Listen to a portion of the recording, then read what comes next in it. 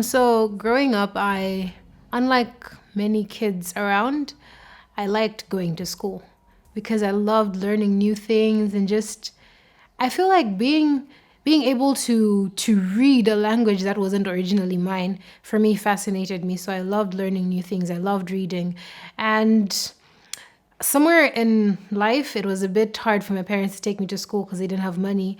So I stayed home for about 2 years from like grade three all the way through to five. Those 2 years in the middle, I didn't go to school. And it was a bit challenging because, you see everyone going to school and you're like, but I really want to go to school. So I struggled with uncertainty.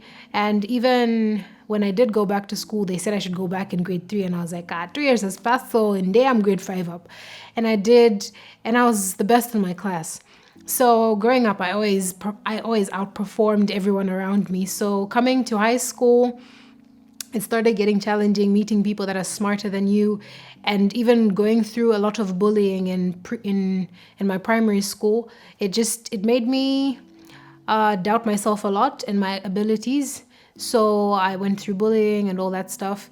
And then going through to university, 2013, I was selected to go to the School of Natural Sciences, which is, I really didn't want to do that. I wanted to go to the School of Humanities because I originally wanted to study law, but my dad was like, no, you have good results, so you need to go to NS. I went to NS, and lo and behold, I flunked and I was put on exclude for a year. And during that 1 year, it was a party. You find people coming to you and telling you like, "Hey, you failed." Oh wow, you failed. You're not smart enough. So you start doubting your abilities. You start doubting your intelligence, and it was a really trying moment of my life. You find your friends are posting "Munte clear," and you're just there, wondering what went wrong, what you did wrong, why it didn't go through as you wanted it to. So after that, I reapplied and I went back to the School of Humanities. And my dad was like, oh, yeah, since you wanted to do law, so you can go do law. But for some reason, the time that he said that, I told myself, whatever he says, I'm not doing it because he told me to do NS and I failed. So if he tells me I'd go and do law, I'm not doing it. So I chose to do psychology instead.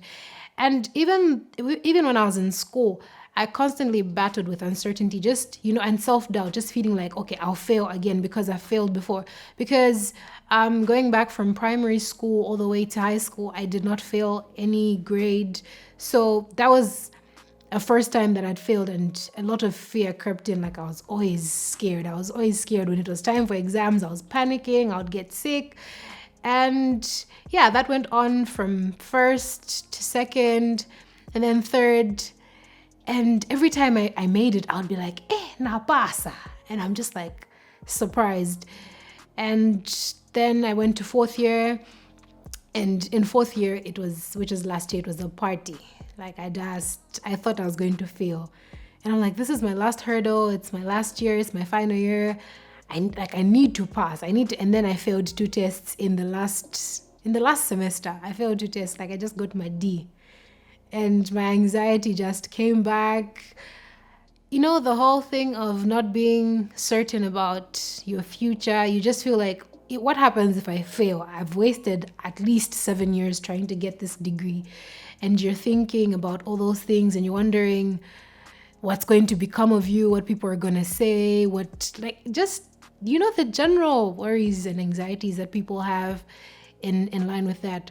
And through this whole time, I I got closer to God because I told myself, what, there's nothing I can do in my power that can bring the results that I really want. And not just because of that, I know He made me. And so I told myself, if He made me, He can fix me, because I thought I was broken. Like, why are you failing, And even in like first year, I didn't even bother to study because I was like, I'm going to fail anyway. And then I passed. And then second year, I passed. And then third year, I performed really well. And I'm like, oh, okay. So at least I got some hope back. And then fourth year was stressful. After failing two tests and my lecturer telling me, you might have to repeat this course next year, that was research. it was wild. So a lot of uncertainty crept in again, and fear, and just self-doubt. And when I made it and I just saw it, the student has graduated in my portal, I started thinking back to all the times that I'd have sleepless nights because I'm scared. And not I wouldn't be up studying, I'll just be up fretting about how I'm going to fail. And I realized that even when we don't think God is working, He is. He's working in the times that we least feel it, the times that you least see anything changing. He's working in those times when you think nothing is happening, when He's not doing anything for you. He's working out everything for your good. And that to me was the biggest discovery I had. Even in times when I didn't have enough faith for myself, God still came through because He loves me and He loves everyone of us. So in times that you're feeling uncertain and just feeling doubtful, remember that God God works everything for our good, every single thing. And the mistake is your miracle. In times that you're failing, He's probably holding you back for something better. So even when you feel like this is not happening, this is not going well, this is not what I planned originally, just know that in every single thing, God works it out for your good. I'm Nkumbu, and that is my story.